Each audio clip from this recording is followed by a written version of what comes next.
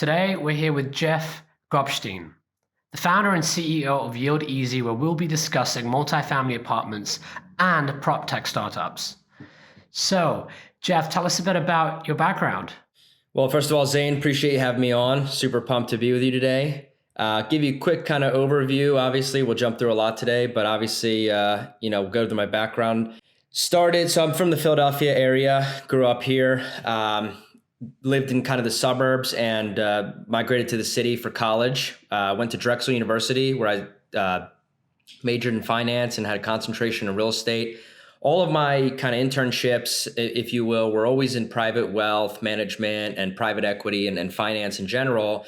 And that was really kind of the direction I was going in. And I was really always interested in the stock market, didn't really have kind of a grip as to where exactly I wanted to spend my time and focus and energy. And, as a kid and kind of the entrepreneurial roots, my family immigrated here from Eastern Europe in the late 80s, and I was born here shortly thereafter. So very kind of entrepreneurial hustle background, do what it takes attitude.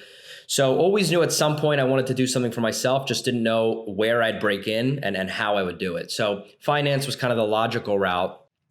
Drexel University had a really great program where their co-op, they called it, which is basically an internship on steroids, where you're pretty much working 9 to 5, Monday through Friday for an entire semester. So it's basically a full-time job.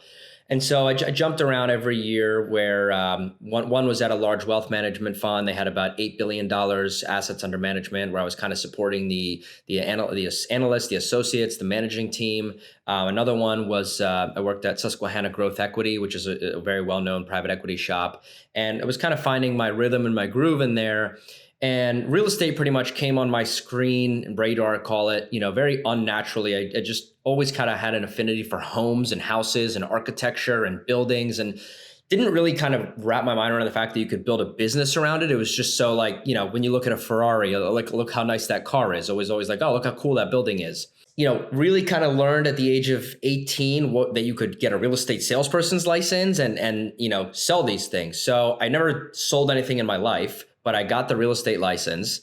And, it was shortly thereafter where I realized I can't stare at a Bloomberg terminal screen all day long. I don't actually enjoy finance. It was just kind of an umbrella term for business, if you will.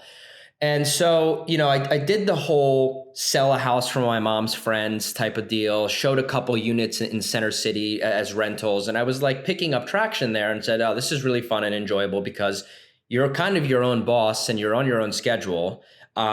But, as you know, traditional real estate brokerage and being a salesperson is very competitive, and it's a very fierce market. And a lot of the business does go to the guys who have a track record and have a book of business.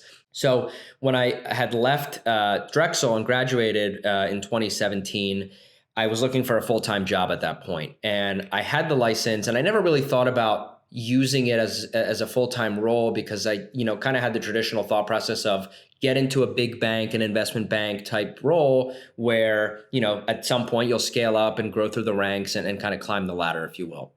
So my first job accidentally happened to, by coincidence, be at a large development shop. They're a private equity kind of urban infill group in Philly that does Class A apartments. So started there as an intern right out of college and basically had to learn everything from scratch, kind of threw out the whole residential real estate, lens into the garbage can because it had no parallels to what I was doing. So there I learned everything from underwriting deals, raising equity from investors, how, investor relations works, what it takes to get a $15 million loan. What does full recourse mean? What does it mean to build 100 units in a suburb, going to a zoning hearing board meeting, and really kind of just fell in love with how much goes into it that you don't see and how many kind of different hats you wear. And that to me really appealed, kind of given the entrepreneurial lens that I had of there isn't this mundane day-to-day, pull up an analysis sheet, kind of scoped to this business. And that really attracted me to commercial real estate. And my brain kind of kicked on and said, this is where we need to play. Now you just need to find what's most replicatable and at some point be able to do it yourself. So I spent about 1.5 years at this company, working closely with the acquisitions team. We bought up half of a really big chunk of a high-income suburb of Philly, where they ended up building, I want to say, close to 300 luxury apartments From there, I went to a large workforce housing owner. They have about 9,000 units under management, and they were, all throughout the Midwest and the Sun Belt. And that was super interesting because that was kind of a different side of real estate commercially, where they weren't building anything. They were pretty much buying undervalued and distressed assets where they could kind of inject value, so to speak, value add that everyone likes to call it. And these are not Class A apartments. These are workforce housing, Class B. Housing, absolutely. And, it's something where the traditional ownership is out of state. They're not staying on top of it. There's a lot of loss to lease. And for the non-real estate folks, that basically means people not keeping up with the market and losing rent and upside just by not paying attention to their assets.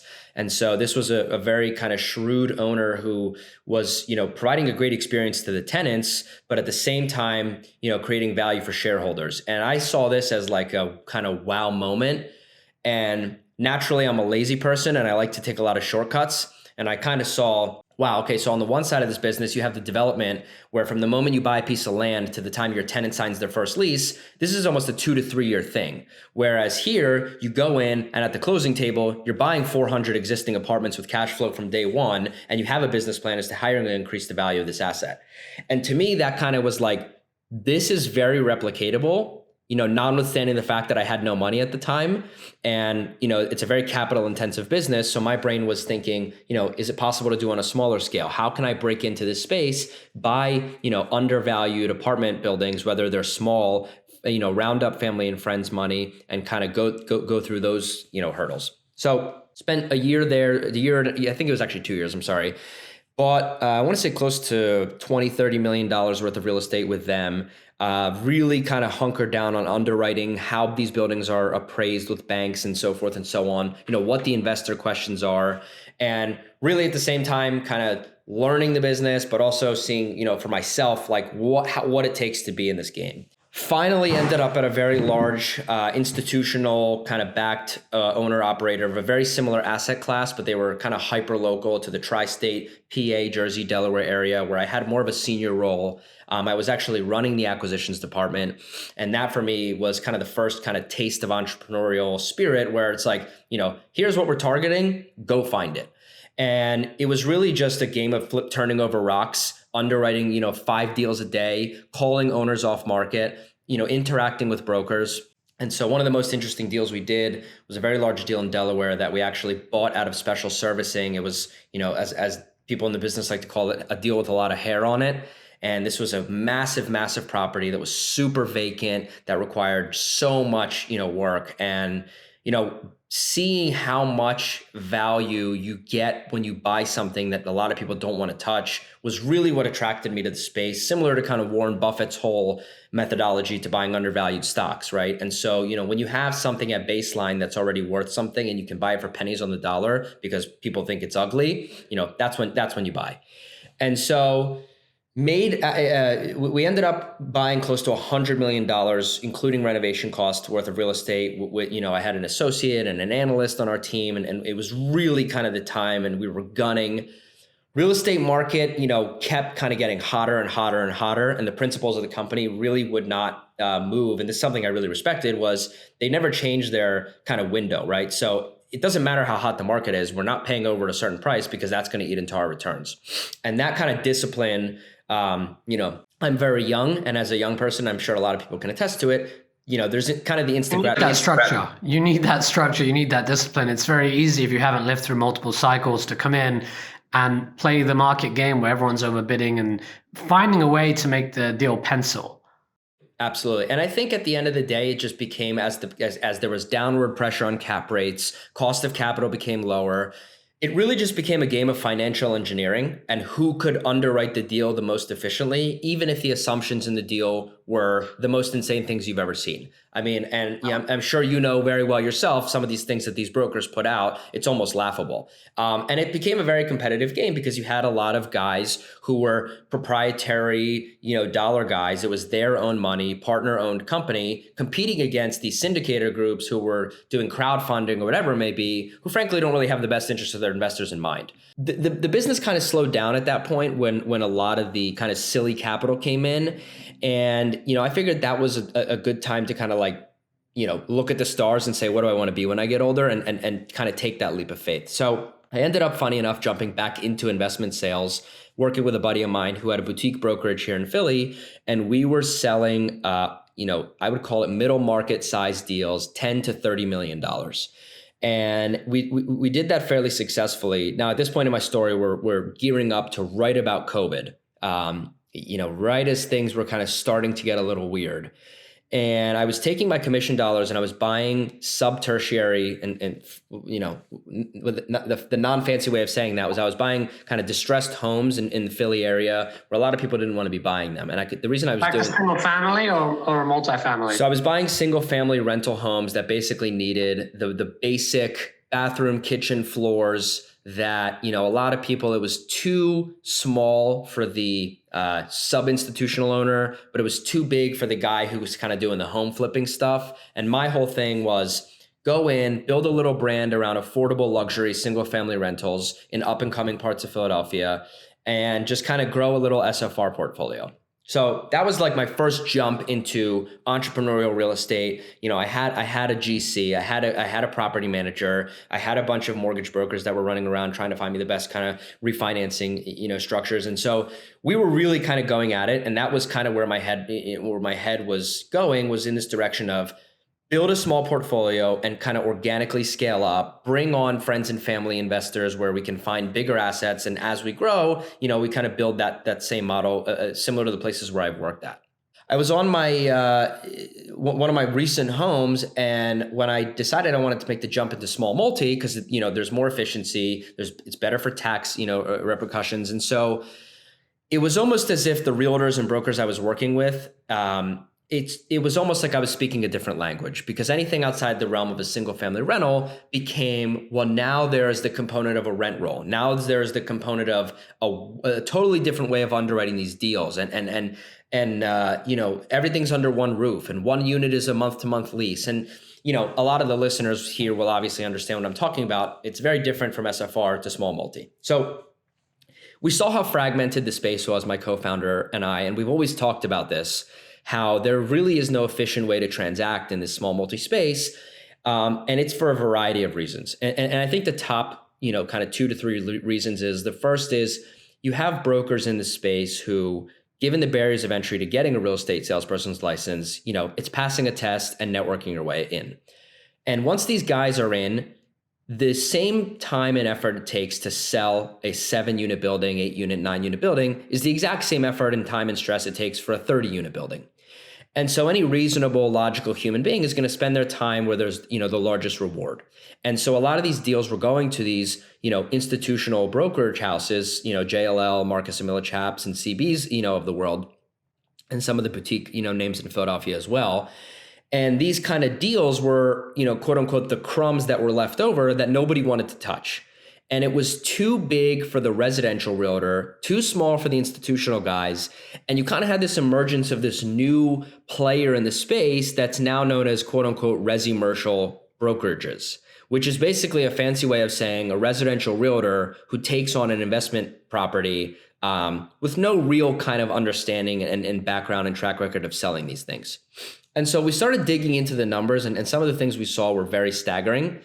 So I'm not going to bore your listeners with numbers here, but we dug up the fact that over 53% of multifamily in the United States is small multifamily. And that's anything smaller than a $5 million deal, anything from 2 to 15 units. And it was the largest segment in multi, yet it was the most underserved due to the fact that there was no efficiency in brokerage in this space.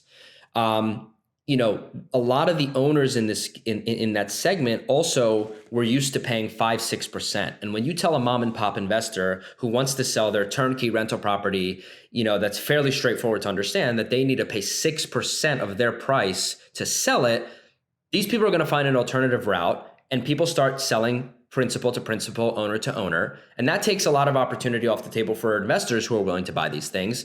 And they kind of short themselves because they end up, their market is one person. It's the guy down the street that's going to buy it. So we, kind of segueing into what we're building today, our initial plan was, let's build a brokerage that specializes in small multifamily, that kind of brings that institutional sophistication and quality that people are used to, Because, these guys that were selling their $30 million deals, sometimes they were paying 0.75%, 75 basis points, 1%. And my thought process was, why do mom and pop investors not have the same efficiency? Why should they pay a larger, ratio of the price when it's a more straightforward deal anyway? And so we were going to build a discount brokerage model where we were going to kind of be the best in what we did and build a brand around small multi. And we realized that the fastest way to pass savings on to these owners is through tech enabling your platform. So when you look at the traditional brokerage model, you have a broker of record, you have a large office presence, and you have a lot of agents running around finding these deals. Every agent has overhead because they have insurance. They have, everything that kind of costs to keep a brokerage running. And I think that's a lot of the reason that these fees end up kind of accruing and getting passed on to the sellers. So our thought process was, if we make this a tech-enabled platform where we don't need people, it's still a very people-focused business, but if you make it more efficient through the use of the internet and you eliminate a lot of the overhead associated with brokerage, you can run a profitable business while still passing on savings to owners and bringing efficiency into this market. So what we are today as Yieldeasy is we're an end-to-end platform and brokerage marketplace that specializes in small multifamily that gives investors and sellers the tools needed to transact kind of seamlessly. So we have a lot of channel partners, such as a lender that is going to be a tech-enabled kind of capital markets platform where you're buying the property on our site, you're submitting everything you need to get financing, you're getting a term sheet in 24 hours, you're getting funded in a week. We're plugging you in directly with property managers in the areas that we're kind of aggregating these deals. We have a title component that's all in-house that's going to allow you to kind of see what's going on with the title search, close with us. And by bringing it all in-house, making it simpler for the buyer, making it more cost-effective for the investor, and for us and our company, we aggregate all these things under one roof, and we own a piece of every single component of a typical multifamily transaction.